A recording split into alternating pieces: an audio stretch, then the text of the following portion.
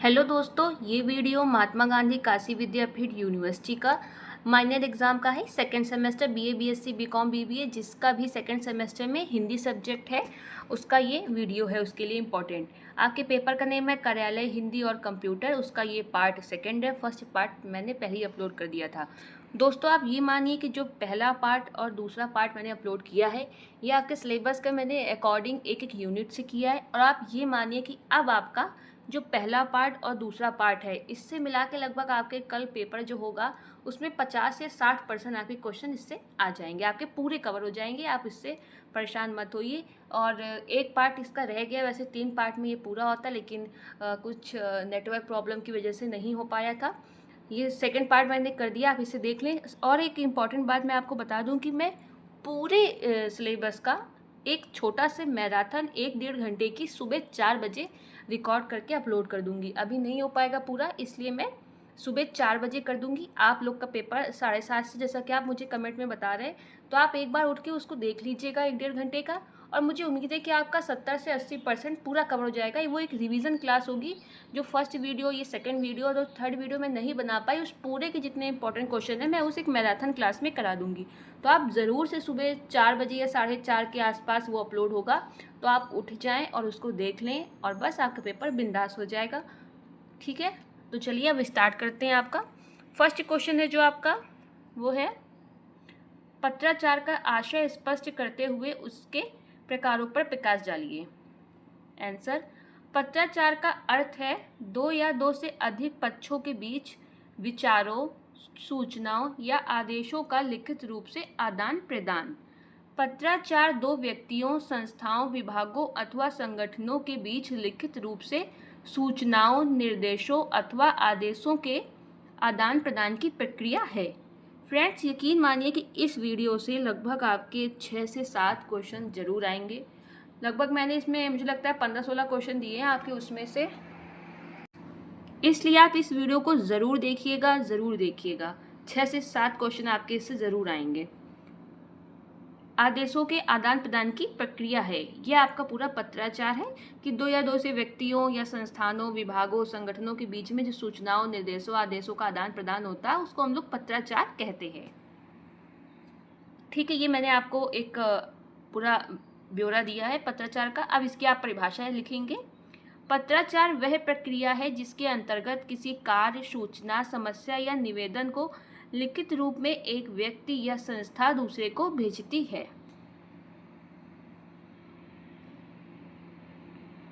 Next आपका पत्राचार के प्रकार। पत्राचार मुख्य रूप से 2 प्रकार का होता है, अनौपचारिक और औपचारिक। अनौपचारिक पत्राचार क्या है? अनौपचारिक पत्र व्यक्तिगत उद्देश्यों के लिए लिखे जाते हैं, ये व्यक्तिगत होते हैं। अनौपचारिक व्यक्तिगत पत्राचार का मतलब आपका हुआ ये दो व्यक्तियों के बीच व्यक्तिगत विषयों, भावनाओं, विचारों और जानकारी के आदान प्रदान हेतु किया जाता है। इसमें औपचारिकता की आवश्यकता कम होती है। ये एक अनौपचारिक पत्र होता है, इसमें सिर्फ एक ही टाइप होता है इसका, व्यक्तिगत पत्र इसमें लिखे जाते हैं या दो व्यक्तियों के ये व्यक्तिगत विचारों, भावनाओं, विचार या जानकारी इसमें आदान प्रदान की जाती है। दो व्यक्ति पर्सनल अपना करते हैं। इसमें औपचारिकता की कोई ज़रूरत नहीं होती, लोग अपनी भावनाओं को अपनी भाषा में व्यक्त कर देते हैं। जैसे मित्र को पत्र, रिश्तेदार को पत्र, बधाई, निमंत्रण या संवेदना पत्र। अब आता है आपका सेकेंड टाइप, औपचारिक पत्राचार। औपचारिक पत्राचार कार्यालय, संस्थान, सरकार या संगठन के बीच होता है और इसमें स्पष्ट, विनम्र और औपचारिक भाषा का प्रयोग होता है। ठीक है, ये पर्टिकुलर किसी कार्यालय, संस्थान या सरकार या संगठन के बीच में होता है। इसमें हमें एक भाषा शैली का यूज करना पड़ता है जो क्रमबद्ध हो, स्पष्ट हो, विनम्र हो और औपचारिक भाषा यानी कि ऑफिशियल लैंग्वेज का यूज़ करते हैं इसमें हम। ये सरकारी या व्यावसायिक उद्देश्यों के लिए लिखे जाते हैं। इसके अंतर्गत आते हैं आधिकारिक प्रशासनिक पत्राचार, ये सरकारी या सार्वजनिक संस्थाओं और कार्यालयों के बीच किया गया पत्राचार होता है। इसमें स्पष्ट, विनम्र और औपचारिक भाषा का प्रयोग होता है। इसके साथ ही इसमें क्रमबद्धता अत्यंत आवश्यक होती है। औपचारिक पत्राचार में कुछ आपके 4 टाइप आते हैं, जिसमें आपका जो पहला टाइप है वो है आधिकारिक पत्राचार, इसमें सरकारी या जो सार्वजनिक संस्थान होते हैं वो आपस में पत्राचार करते हैं, अपनी सूचनाओं का आदान प्रदान करते हैं, जैसे सरकारी आदेश पत्र, सूचना पत्र, प्रतिवेदन पत्र, अनुमोदन, अनुमति पत्र या निवेदन या आवेदन पत्र। दोस्तों, इससे आपका शॉर्ट क्वेश्चन ऐसा आ सकता है कि प्रशासनिक पत्राचार क्या है और उसके प्रकार लिखिए। तो ये आपका उदाहरण भी हो गया है और ये प्रकार भी है आपके। नेक्स्ट आपका औपचारिक या ऑफिशियल में, औपचारिक पत्राचार में आता है आपका व्यावसायिक पत्राचार। यह व्यावसायिक संस्थानों, कंपनियों और ग्राहकों के बीच किया गया पत्राचार होता है। इसका उद्देश्य व्यापारिक लेन देन को सुचारू एवं स्पष्ट बनाना होता है। उदाहरण या उसके प्रकार आप क्या कह सकते हैं? क्रय विक्रय पत्र, भुगतान अनुरोध पत्र और शिकायत पत्र। नेक्स्ट टाइप है आपका औपचारिक का शैक्षणिक पत्राचार। ये छात्रों, शिक्षकों और शैक्षणिक संस्थाओं जैसे विद्यालय, कॉलेज या विश्वविद्यालय से संबंधित पत्राचार होता है। इसके जो आपके एग्जाम्पल हैं वो है प्रवेश हेतु निवेदन पत्र। जैसे किसी बच्चे को किसी कॉलेज में प्रवेश लेना होता है तो वो निवेदन पत्र लिख सकता है, वो भी औपचारिक पत्राचार का एक टाइप है जिसे शैक्षणिक पत्राचार कहते हैं। दूसरा एग्जाम्पल आवेदन करें अगर आपको अवकाश चाहिए, स्थानांतरण प्रमाण पत्र हेतु पत्र, अंक सूची यानी कि जो आपकी वो होती है मार्कशीट आपको नहीं मिल रही है, उसमें कुछ आपको सुधार कराना है तो इसके हेतु निवेदन या अनुरोध पत्र। नेक्स्ट आपका और लास्ट आपका टाइप है पत्राचार का औपचारिक का राजनयिक और अंतर्राष्ट्रीय पत्राचार। ये दो देशों की सरकारों या उनके दूतावासों के बीच किया जाने वाला अत्यंत औपचारिक और गोपनीय पत्राचार होता है। नेक्स्ट क्वेश्चन है आपका आवेदन पत्र किसे कहते हैं? दोस्तों, ये जो मैंने आपको एक एक क्वेश्चन कराया है वो एक एक यूनिट का एक एक इम्पॉर्टेंट टाइप है, इसको आप ज़रूर पढ़ के जाएं। ये शॉर्ट में भी जरूर आएंगे और लॉन्ग में भी इनसे क्वेश्चन एक न एक ज़रूर आएगा, इसलिए ज़रूर देखें इसको। आवेदन पत्र उस औपचारिक पत्र को कहते हैं जिसके माध्यम से कोई व्यक्ति किसी संस्था, कार्यालय या अधिकारी से किसी कार्य, सुविधा, अनुमति या सूचना के लिए अनुरोध करते हैं, किसी चीज़ के लिए अनुमति मांगते हैं या किसी चीज़ के लिए आवेदन करते हैं। तो आप जो पत्र लिखते हैं वह एक आवेदन पत्र होता है। इसका मतलब ये हुआ कि कोई व्यक्ति किसी संस्था, कार्यालय या अधिकारी से कुछ अपनी बात कहना चाह रहा है, कोई शिकायत या उसे कुछ मांग रहा है या उसे कुछ चाहिए उनसे, या किसी सूचना भी अगर उनको कोई चाहिए उससे, तो वो एक जो पत्र लिखता है उसी को हम लोग आवेदन पत्र कहते हैं। ठीक है, समझ में आया ना?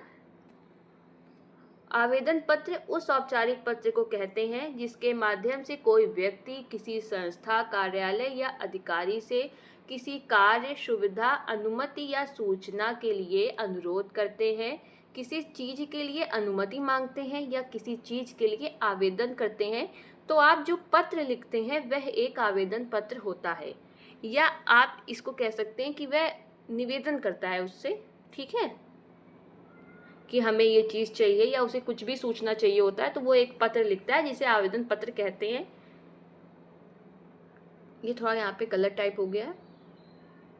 आवेदन पत्र का अर्थ है, आवेदन पत्र का अर्थ है एक लिखित अनुरोध।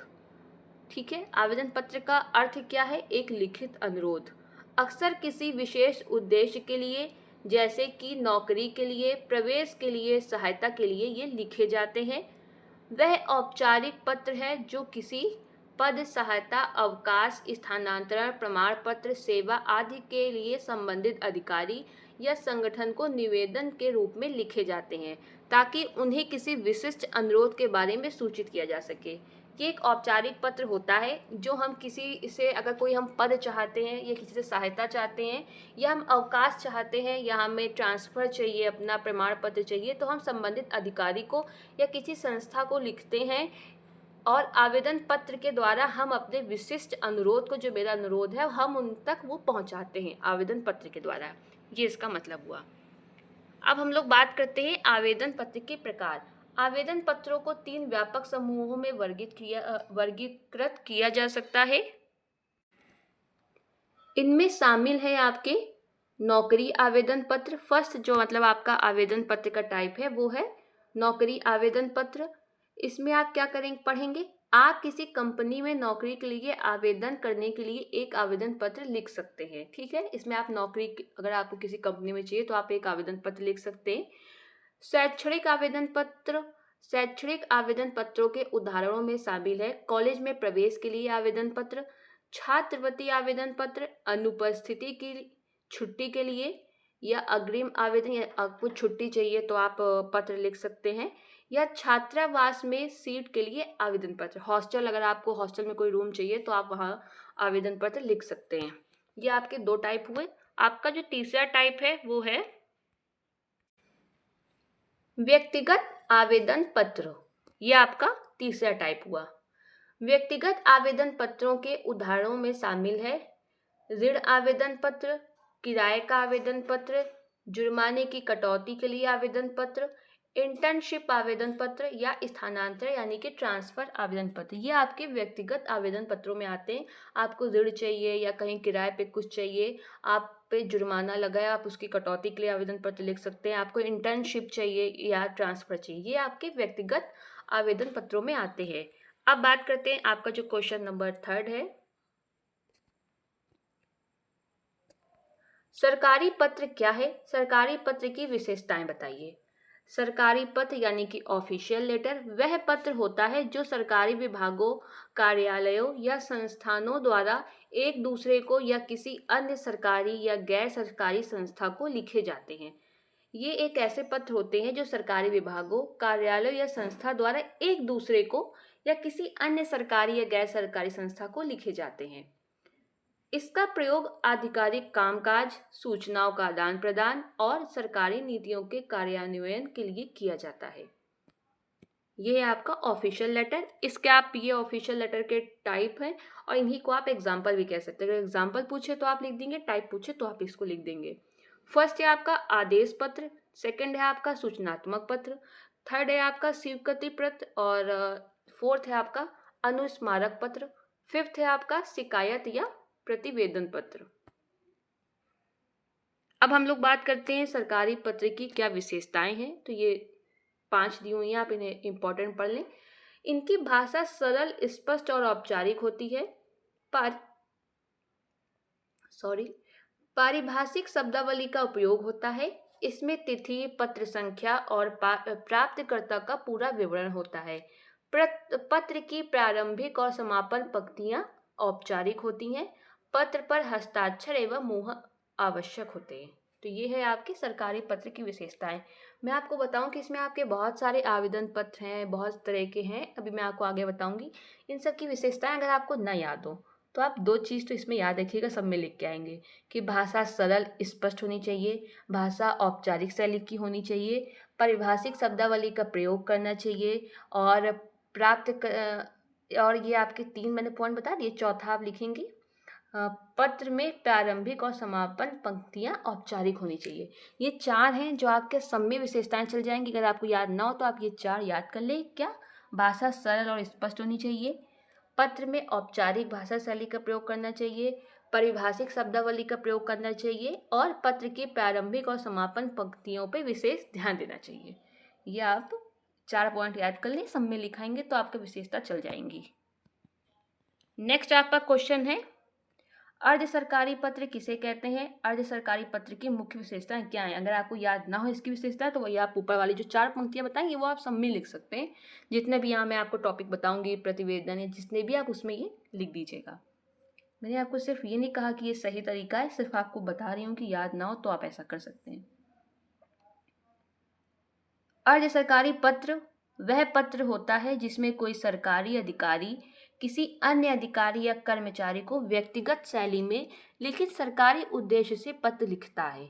यह पत्र व्यक्तिगत और सरकारी पत्र दोनों का मिश्रित रूप होता है। जैसे मैं आपको बताऊं कि 2 अधिकारी हैं, उनको कुछ काम उनको कोई काम नहीं समझ आ रहा या वो ये कहना चाह रहे हैं कि आप अपने काम की जो गति है उसको बढ़ाइए, तो वो लोग एक दूसरे को पत्र लिख सकते हैं कि आपकी ये कमी है और आप ऐसा कर सकते हैं। लेकिन वो उनका जो उद्देश्य होता है वो तो सरकारी होता है ना, तो उस पदों को, उन जो पत्र हैं उनको कहते हैं अर्ध सरकारी पत्र। मैं आपको समझाती हूँ फिर से। अर्ध सरकारी पत्र वह पत्र होता है जिसमें कोई सरकारी अधिकारी किसी अन्य अधिकारी या कर्मचारी को व्यक्तिगत शैली में लेकिन सरकारी उद्देश्य से पत्र लिखता है। ये पत्र व्यक्तिगत और सरकारी पत्र दोनों का मिश्रित रूप होता है, क्योंकि हम ये व्यक्तिगत लिखते हैं क्योंकि हमें ऐसा लग रहा होता है कि नहीं ऐसा नहीं है, ऐसा करना चाहिए, लेकिन उसका उद्देश्य सरकारी ही होता है, इसलिए इसको अर्ध सरकारी पत्र कहते हैं। अब इसकी परिभाषा मैं आपको बता देती हूँ। जब कोई अधिकारी अपने समकक्ष, अधीनस्थ या उच्च अधिकारी को किसी सरकारी विषय पर पत्र तो लिखता है, लेकिन उस पत्र की भाषा शैली और विषय वस्तु में व्यक्तिगत आत्मीयता और औपचारिकता दोनों होती है। मतलब हम अपना कुछ पर्सनल बता रहे हैं कि नहीं आपको ऐसा करना चाहिए, लेकिन वो औपचारिक पत्र भी होता है, ऑफिशियल भी होता है, तो उसे हम लोग अर्ध सरकारी पत्र कहते हैं। अर्ध सरकारी पत्र की मुख्य विशेषताएं क्या हैं? सरकारी उद्देश्य होता है लेकिन भाषा व्यक्तिगत होती है। ये व्यक्ति से व्यक्ति को लिखा जाता है, संस्था से नहीं लिखा जाता। पत्र में आधिकारिक और आत्मीय दोनों तत्व होते हैं। ये इसके आप विशेष मुख्य विशेषताएं, इनको आप जरूर पढ़ें, सरल है, याद हो जाएंगी। इनकी विशेषताएं इन्हीं में लिख के आएंगे आप। प्रारंभ में और अंत में व्यक्तिगत संबोधन और अभिवादन होता है। इसका प्रयोग तब होता है जब औपचारिक पत्र से बात नहीं बनती, जब मतलब कि आप ऑफिशियल जो पत्र संस्था से संस्था या विभागों से विभाग लिखे जाते हैं उनसे जब बात नहीं चल रही होती है या प्रभावी ढंग से नहीं हो सकती। अर्थात इन पत्रों का प्रयोग अक्सर तब किया जाता है जब व्यक्तिगत स्पर्श की आवश्यकता होती है, लेकिन संचार को अभी भी दस्तावेजित करने की आवश्यकता होती है। ठीक है, ये इस के आप पांचों पॉइंट याद कर लें। अगर आप ये पांचों भूल जाएं तब आप ऊपर के वो जो 4 मैंने बताए थे वो लिखेंगे तो भी ठीक ठाक नंबर आपको मिल जाएंगे। ये नहीं कि आपका क्वेश्चन छूट जाएगा, लेकिन इसके अगर आप 5 याद कर ले तो बहुत इंपॉर्टेंट है ये। नेक्स्ट आपका क्वेश्चन 5, कार्यालय आदेश क्या है? कार्यालय आदेश से आप क्या समझते हैं? ये कोई भी क्वेश्चन आपसे पूछ सकता है तो आप आंसर यही लिखेंगे। कार्यालय आदेश वह औपचारिक दस्तावेज है जिसके माध्यम से किसी कार्यालय, विभाग या संस्था के भीतर एक वरिष्ठ अधिकारी द्वारा अपने अधीनस्थ अधिकारियों, कर्मचारियों को कार्यों के निष्पादन, स्थानांतरण, नियुक्ति, पदोन्नति, निलंबन या अन्य प्रशासनिक निर्णयों की सूचना दी जाती है, जिसका पालन संबंधित कर्मचारियों को करना होता है। कार्यालय आदेश का मतलब ये है कि कार्यालय आदेश वह औपचारिक दस्तावेज है जिसके माध्यम से किसी कार्यालय, विभाग या संस्था के भीतर जो अधिकारी होते हैं और वो फिर अपने जो उनके अंतर्गत अधिकारी काम कर रहे होते हैं या कर्मचारी होते हैं, उनको कोई सूचना देना हुआ या उनको कोई निर्देश देना हुआ कि नहीं आप ऐसे नहीं, आप ऐसे काम करिए, या कोई पदोन्नति हुई, मतलब कि उनका जैसे आप प्रमोशन कर रहे हैं, तो जब आप उन सूचनाओं को जब हम देते हैं तो उन्हें हम लोग कार्यालय आदेश कहते हैं। ये पर्टिकुलर मतलब इसका मतलब ये हुआ कि ये कार्यालय और विभाग के अंतर ही दिए जाते हैं, कि आप आंतरिक पत्र होते हैं, एक तरह से आप कह सकते हैं कि ये अंदर ही कार्यालय विभाग के अंदर ही ये घूमा करते हैं, आप इसको कह सकते हैं कार्यालय आदेश को। ठीक है, कार्यालय आदेश वह औपचारिक दस्तावेज है जिसके माध्यम से किसी कार्यालय, विभाग या संस्था के भीतर एक वरिष्ठ अधिकारी द्वारा अपने अधीनस्थ अधिकारियों, कर्मचारियों को कार्यों के निष्पादन, स्थानांतरण, नियुक्ति, पदोन्नति, निलंबन यानी कि जिनको कुछ गलती हो जाए तो उनको हटा दिया जाता है, या अन्य प्रशासनिक निर्णयों की सूचना दी जाती है, और जिसका पालन संबंधित कर्मचारियों को अनिवार्य रूप से करना होता है। ठीक है, इसमें आपका एक और ये आप देखें कि किसी इसमें जो आपके अधिकारी होते हैं वो किसी विशेष कार्य, नीति, निर्णय या निर्देशों के संबंध में ये पत्र जारी करते हैं, कार्यालय आदेश पत्र जो होते हैं। अर्थात कार्यालय आदेश पत्र, ऑफिस ऑर्डर किसी संस्कारी संस्था या कंपनी के भीतर एक औपचारिक दस्तावेज है। फ्रेंड्स, मैंने हर डेफिनेशन को बहुत ही इजी लैंग्वेज में लिखने की कोशिश करी, आप देख सकते हैं। अगर आपको ये वाली याद हो जाए तो बहुत अच्छी बात है। अगर आपको ये थोड़ी कठिन लग रही हो या दिक्कत हो रही हो तो आप ये वाली पढ़ लें, आपको ये बहुत ही अच्छे से समझ आ जाएगी। ये वाली थोड़ी और इजी लैंग्वेज में है। कार्यालय आदेश किसी संस्कारी संस्था या कंपनी के भीतर एक औपचारिक दस्तावेज है। सिंपल सा कि जो कार्यालय आदेश होता है वो किसी सरकारी संस्था या कंपनी के भीतर एक औपचारिक दस्तावेज है जिसका प्रयोग विभिन्न प्रकार के आदेशों और सूचनाओं को प्रसारित करने के लिए किया जाता है। ठीक है, जिसका उपयोग विभिन्न प्रकार के आदेशों और सूचनाओं को प्रसारित करने के लिए किया जाता है। यह आंतरिक संचार का एक महत्वपूर्ण माध्यम है, यानी कि ये अंदर ही मतलब विभाग के अंदर ही ये संचार किया जाता है, जिसका उपयोग नीतियों, निर्णयों और अन्य आवश्यक सूचनाओं को कर्मचारी तक पहुंचाने के लिए किया जाता है। ठीक है, ये इजी ज़्यादा है उससे, आप इसको देख लें। नेक्स्ट क्वेश्चन आपका, परिपत्र क्या है? परिपत्र या किसे कहते हैं? आप परिपत्र से कोई भी क्वेश्चन आया तो आप इसे लिख के आ जाएंगे। परिपत्र सर्कुलर एक प्रकार का आधिकारिक पत्र होता है जो किसी संगठन, विभाग या कार्यालय द्वारा एक ही प्रकार की सूचना, निर्देश या आदेश को एक साथ कई व्यक्तियों, विभागों या शाखाओं को भेजने के लिए जारी किया जाता है। परिपत्र का मतलब ये हुआ कि कोई सूचना एक ही सूचना है, हमें इसको सर्व कर्मचारियों को देनी है या जितने उसके अंतर्गत विभाग आते हैं सभी विभाग को भेजनी है, सभी उसकी शाखाओं को भेजनी है। तो वो जो एक ही सूचना होती है उसे ही हम लोग परिपत्र कहते हैं।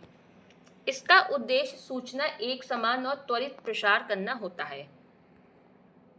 फिर मैं आपको बताती हूँ, परिपत्र एक प्रकार का आधिकारिक पत्र होता है जो किसी संगठन, विभाग या कार्यालय द्वारा एक ही प्रकार की सूचना, निर्देश या आदेश को एक साथ कई व्यक्तियों, विभागों या शाखाओं को भेजने के लिए जारी किया जाता है। इसका उद्देश्य सूचना का एक समान और त्वरित प्रसार करना होता है। अब हम लोग बात करते हैं परिपत्र की भाषा। परिपत्र वह पत्र होता है जिसके माध्यम से कोई सूचना, निर्देश या आदेश सभी संबंधित व्यक्तियों या विभागों को एक साथ एक जैसे रूप में भेजा जाता है। ये इजी है, आपको याद जाएगी परिभाषा। मैं पूरा ऐसे कर देती हूँ। परिपत्र वह पत्र होता है जिसके माध्यम से कोई सूचना, निर्देश या आदेश उससे संबंधित सभी व्यक्तियों या विभागों को एक साथ एक जैसे रूप में भेजा जाता है। इसी को हम लोग परिपत्र कहते हैं, यानी कि सर्कुलर। अब इसका उपयोग देख लेते हैं और फिर विशेषताएं, यानी कि एग्जाम्पल की परिपत्र क्या है आपको और बेहतर समझ आएगा। अवकाश की सूचना देना। अब जैसे अवकाश की सूचना देना है तो ये सभी कर्मचारियों, सभी विभागों को देना होगा। तो जो इसकी सूचना दी जाती है इसको हम लोग परिपत्र कहेंगे। नियमों में परिवर्तन बताने के लिए सभी को बताना होगा, एक जैसी सूचना है। नई नीतियों या योजनाओं को लागू करने हेतु बैठकों, प्रशिक्षणों या कार्यशालाओं की सूचना देने के लिए। कहीं कोई बैठक आपकी की जा रही है विभाग में तो सभी को बुलाना है, तो एक जैसी सूचना है तो सभी कर्मचारियों को दे दी जाएगी कि आज 9 बजे बैठक है, आपको आना है इस जगह पे। ये मतलब आपका परिपत्र के प्रयोग हैं। अब परिपत्र की प्रमुख विशेषताएं देख लीजिए। ये एक से अधिक प्राप्तकर्ताओं को संबोधित होता है, सूचना या निर्देश साझा करने का माध्यम है, संक्षिप्त, स्पष्ट और औपचारिक भाषा में लिखा जाता है। मैंने आपको ऊपर 4 लाइन बताई थी, अगर आपको वो याद हो जाए तो आप सब जगह लिख के आएंगे तो आपके नंबर नहीं कटेंगे। ये अब मैं ये नहीं कह रही कि आपको पूरे मिल जाएंगे, लेकिन आपको कुछ नंबर मिल जाएंगे अगर आपने वो 4 लाइनें लिख दी। तिथि, संदर्भ, संख्या अनिवार्य होती है। ये अक्सर प्रशासनिक, शैक्षणिक या सरकारी कार्यालयों में प्रयुक्त होता है। नेक्स्ट आपका है अधिसूचना क्या है? अधिसूचना का मतलब है सूचना या घोषणा।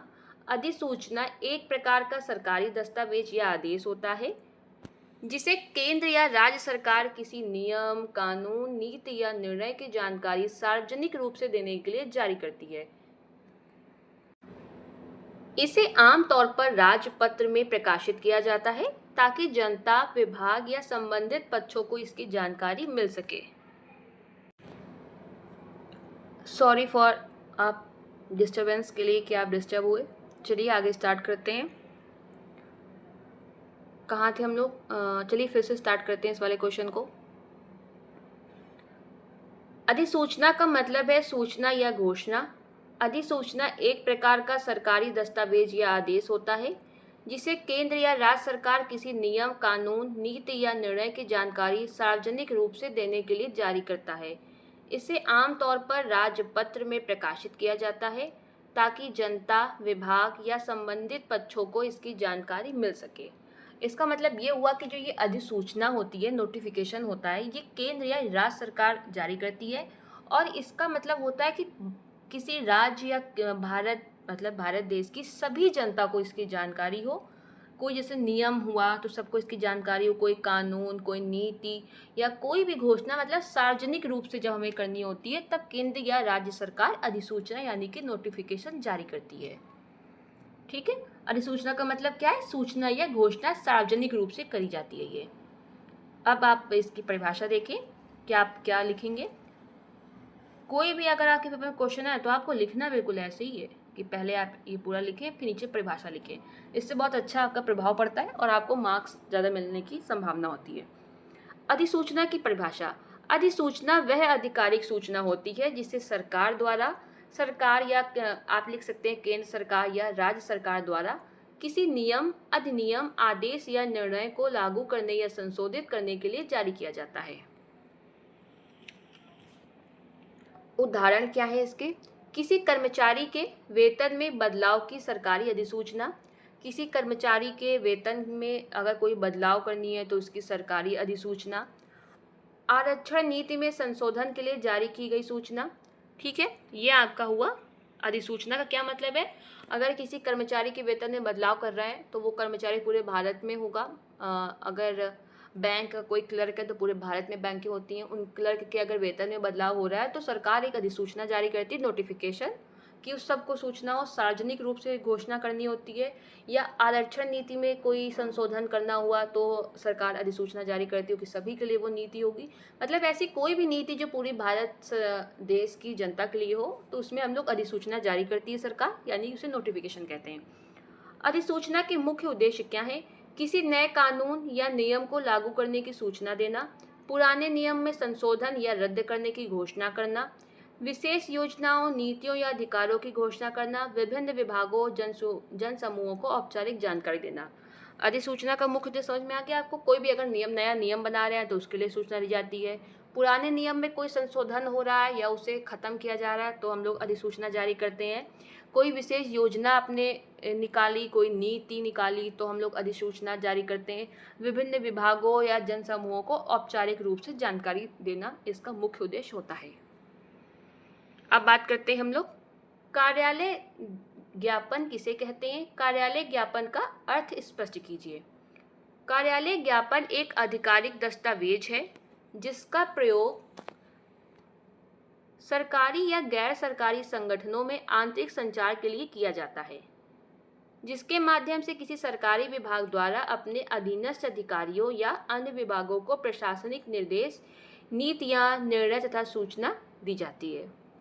इसका मतलब हुआ कि जो कार्यालय ज्ञापन होता है वो एक आधिकारिक दस्तावेज है जिसका प्रयोग सरकारी या जो गैर सरकारी संगठन होते हैं ये आंतरिक संचार के लिए, कि मतलब ये आंतरिक विभाग के लिए होता है उनके पर्टिकुलर, जिनके माध्यम से किसी सरकारी विभाग द्वारा अपने अधीनस्थ अधिकारियों को, मतलब कि पर्टिकुलर वो विभाग जारी करता है, उसके अंतर्गत चाहे वो अधिकारी हो या कर्मचारी हो, उन सब के लिए वो जारी किया जाता है। और अगर कोई पर्टिकुलर बड़ा विभाग है उसके अंतर्गत अगर छोटे छोटे विभाग हैं तो उन सब विभागों के लिए वो जाएगा। उसमें आपको प्रशासनिक निर्देश हुआ, नीतियाँ हुआ, निर्णय या सूचना दी जाती है। इसे हम लोग कार्यालय ज्ञापन कहते हैं। इसका मैं आपको एग्जाम्पल बताती हूँ, आपको अच्छे से समझ आ जाएगा।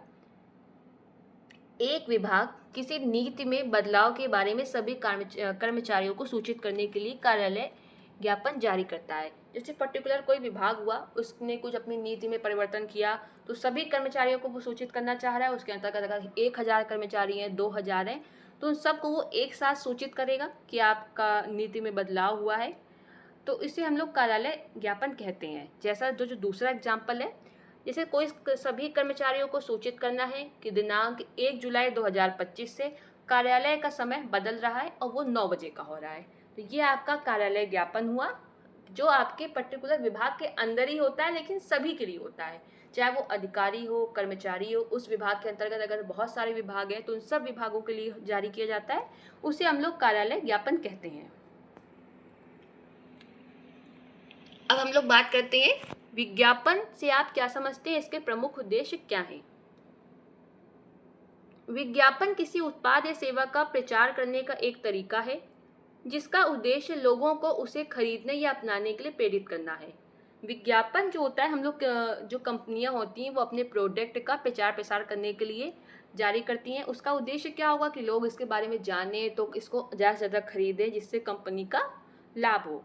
विज्ञापन शब्द वी और ज्ञापन इन दो शब्दों से मिलकर बना है। वी से तात्पर्य विशेष से तथा ज्ञापन से आशय है ज्ञान कराना या सूचना देना। इस प्रकार विज्ञापन शब्द का मूल अर्थ है किसी तथ्य या बात की विशेष जानकारी अथवा सूचना देना। विज्ञापन को अंग्रेजी में एडवर्टाइजिंग कहा जाता है। विज्ञापन एक ऐसा माध्यम है जिसका उपयोग व्यवसायों, संगठनों और व्यक्तियों द्वारा अपने संदेशों को व्यापक दर्शकों तक पहुंचाने के लिए किया जाता है। विज्ञापन लेखन का मुख्य उद्देश्य लोगों को आकर्षित करना, जानकारी देना और उन्हें उस उत्पाद या सेवा को खरीदने के लिए प्रेरित करना है। यह आपको विज्ञापन समझ आ गया होगा कि क्या है। तो आपको विज्ञापन समझ आ गया होगा कि वो क्या है। ठीक है, इम्पॉर्टेंट है, आप इसको देख लें अच्छे से एक बार कि कोई भी ब्रांड अपनी चीज़ों को प्रचार प्रसार करने के लिए विज्ञापन निकालता है। उसका उद्देश्य क्या है कि लोगों को अधिक से अधिक पता चले, जिससे लोग खरीदें। या पूरा पढ़ लें और इसको लिख के आएँ फिर पेपर में अच्छे से। अब हम लोग बात करते हैं विज्ञापन के मुख्य उद्देश्य क्या हैं। उत्पाद या सेवा के बारे में लोगों को जागरूक करना, उत्पाद या सेवा की विशेषताओं, लाभों को हाईलाइट करना, ग्राहकों को उत्पाद या सेवा खरीदने के लिए प्रेरित करना और व्यापार को बढ़ावा देना, ये विज्ञापन के मुख्य उद्देश्य हैं। अब बात करते हैं विज्ञापन कितने प्रकार के होते हैं। विज्ञापन मुख्यतः दो प्रमुख माध्यमों के आधार पर विभाजित किए जाते हैं, जिसे प्रिंट मीडिया या इलेक्ट्रॉनिक मीडिया कहा जाता है।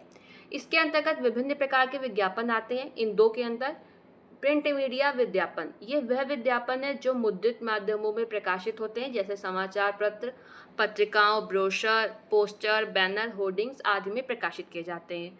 सेकंड है आपका इलेक्ट्रॉनिक मीडिया के विज्ञापन। ये वह विज्ञापन होते हैं जो television, radio, internet, mobile apps या सोशल मीडिया पे प्रसारित किए जाते हैं।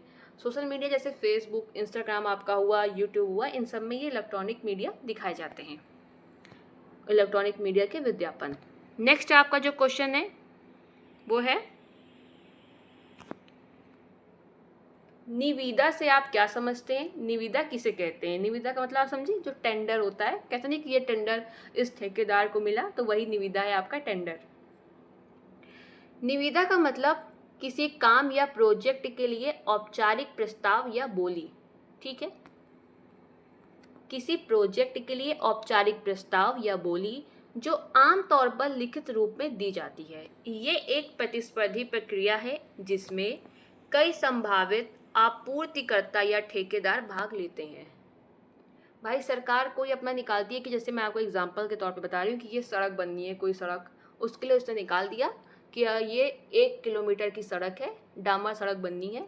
आप लोग अपना टेंडर लेके आइए कि आप लोग कितने कम समय में इसको बना पाएंगे और कितने कम रुपए में बना पाएंगे। तो जितने ठेकेदार होते हैं वो वहाँ जाते हैं, कहते हैं भाई हम इसे 50,000 में बना देंगे और हम इसे 10 दिन में बना देंगे। तो इस तरह वो टेंडर लेती है।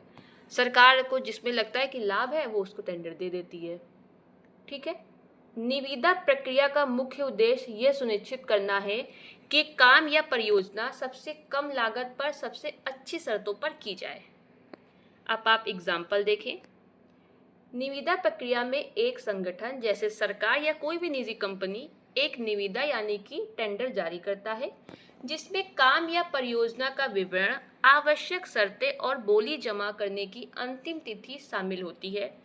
संभावित आपूर्तिकर्ताओं को फिर उस निविदा के लिए बोली लगानी होती है, यानी कि जो ठेकेदार होते हैं वो उस टेंडर के लिए बोली लगाते हैं कि भाई हम 10,000 में बना देंगे, कोई कहता है हम तो 5,000 में बना देंगे। तो फिर सरकार देखती भी है कि नहीं 5,000 में ये अच्छा बनाएगा, तो फिर 5,000 वाले को दे देती है।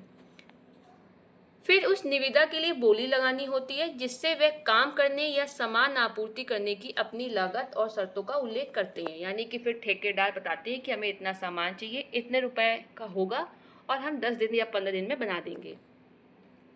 अब हम लोग बात करते हैं निविदा यानी टेंडर के टाइप कितने होते हैं। खुली निविदा यानी कि ओपन टेंडर, इसमें कोई भी इच्छुक व्यक्ति फर्म भाग ले सकता है।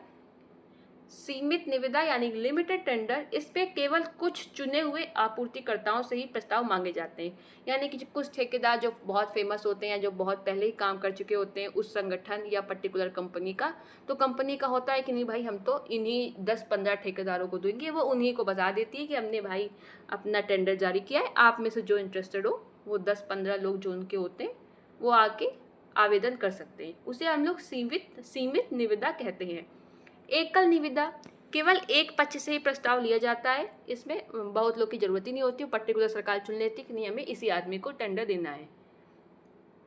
निविदा प्रक्रिया का उपयोग सरकारी ठेकों, निर्माण परियोजनाओं, आपूर्ति अनुबंधों और अन्य क्षेत्रों में किया जाता है। अब आपका क्वेश्चन है संकल्प क्या है और संकल्प शब्द से आप क्या समझते हैं। संकल्प एक ऐसा शब्द है जिसका प्रयोग प्रशासनिक, विधायी, धार्मिक और सामान्य जीवन, व्यक्तिगत संदर्भों में सभी क्षेत्रों में किया जाता है।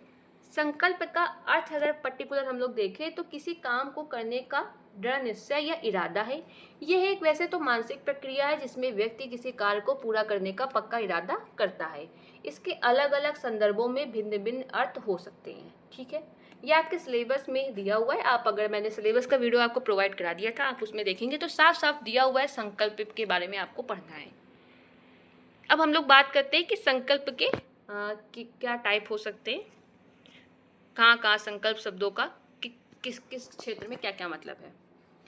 प्रशासनिक कार्यालय परिक्षेप में संकल्प एक ऐसा औपचारिक निर्णय है जो किसी संस्था, समिति, सभा या विभाग द्वारा किसी विशेष विषय पर विचार कर पारित किया जाता है। जैसे कि एग्जांपल देती हूँ मैं आपको।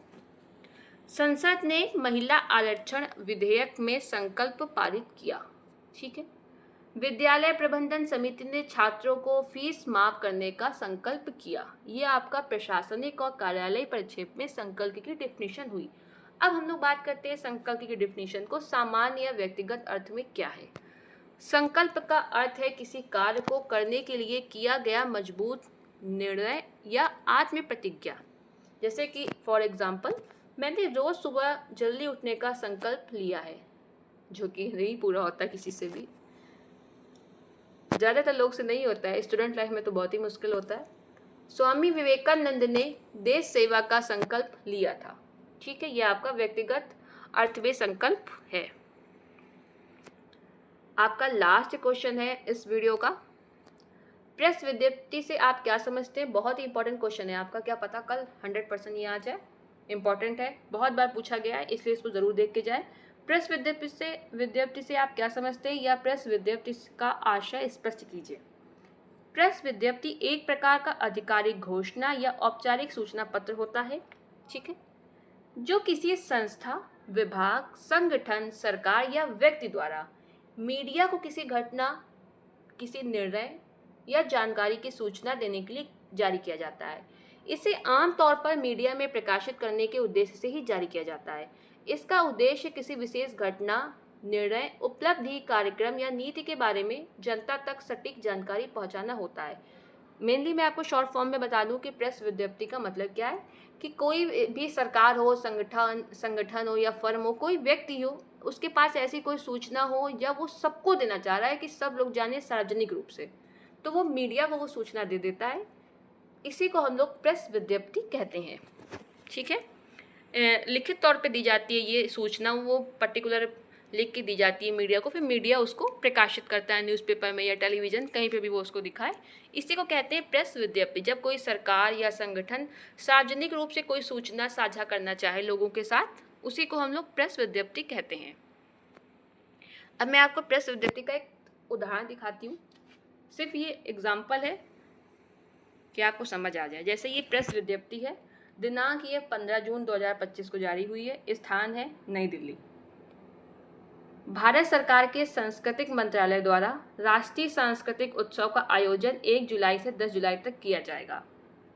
इस उत्सव में देश भर से कलाकार भाग लेंगे। यह उत्सव राजधानी के इंदिरा गांधी कला केंद्र में आयोजित किया जाएगा।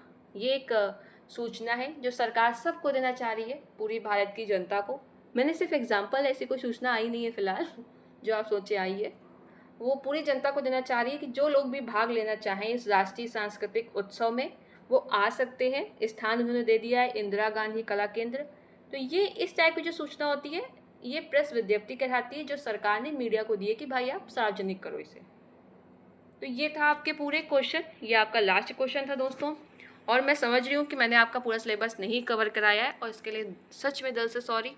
मेरी गलती है, लेकिन क्या करें, नेटवर्क प्रॉब्लम बहुत है इस समय इस एरिया में। थोड़ा मौसम की दिक्कत हो रही है, लाइट नहीं आ रही है सुबह से, इसलिए नहीं हो पाया मुझसे। और लेकिन मैं आपके लिए कल सुबह 4 साढ़े 4 तक एक मैराथन क्लास ज़रूर रखूँगी। और दोस्तों आप यकीन माने कि उसे देख के आप ज़रूर जाएँ, ज़रूर से जाएँ। मैं अब ये तो नहीं कह सकती कि 100% उससे क्वेश्चन आएंगे, लेकिन आपका पेपर अच्छा होगा, आपके मन में कोई ये गिल्ट नहीं होगा कि अरे मेरा पेपर ख़राब हो गया। इसलिए आप उस वीडियो को ज़रूर देख के जाएँ। और कोई भी आपको कहीं दिक्कत हो, कुछ समझ नहीं आ रहा है, तो आप मुझे कमेंट ज़रूर करें। मैं उसका रिप्लाई बहुत ही लोग कहते नहीं कि मैं अपना सारे कमेंट का रिप्लाई देती हूँ, बहुत मन से देती हूँ, एक एक पढ़ के देती हूँ, खुद देती हूँ। और कोई भी क्वेरी आप मुझे कमेंट करें, रिप्लाई मैं डेफिनेटली करूँगी। वीडियो देखने के लिए धन्यवाद।